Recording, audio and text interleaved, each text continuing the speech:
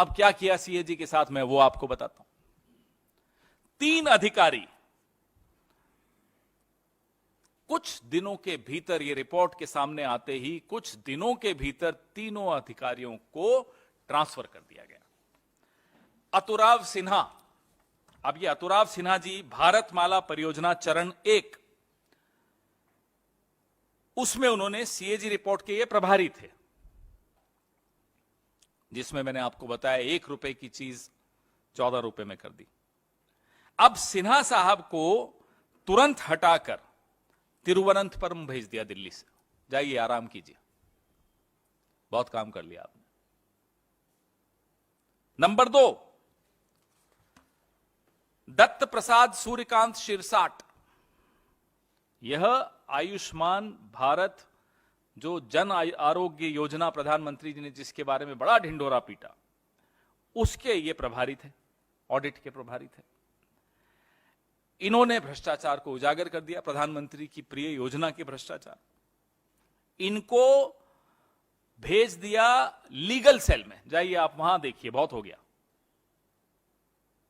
कुछ दिनों में सीएजी रिपोर्ट आने के बाद न आप कुछ बोले, न रामलीला मैदान से कोई आवाजें आई, न गांधी टोपियां पहनी गई। मोदी जी ने जो करना था कर दिया। अशोक सिन्हा, ये तीसरे अधिकारी, आयुष्मान भारत जन आरोग्य योजना के इन्होंने ऑडिट शुरू किया था। ओरिजिनली इन्होंने शुरुआत की उस ऑडिट की। इन्हें कहां भेज दिया? राजभाषा में, महानिदेशक राजभाषा कि अब आप हिंदी पढ़िए, जाइए। यह हालत प्रधानमंत्री जी ने सीएजी की। अब जो सबसे चौंकाने वाला मामला है वो मैं आपको बताता हूं। सबसे चौंकाने वाली बात यह है, तबादला तो किया ही, अब एक मेल चली गई, ईमेल चली गई बंबई प्रधान महालेखागार के कार्यालय में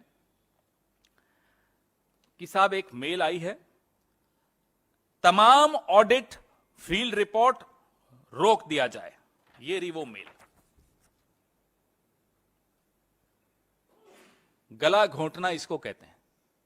इसे कहते हैं कैसे किसी संस्था का गला घोंटना कि आवाज नहीं निकले। यह सीएजी की हालत की है इन्होंने।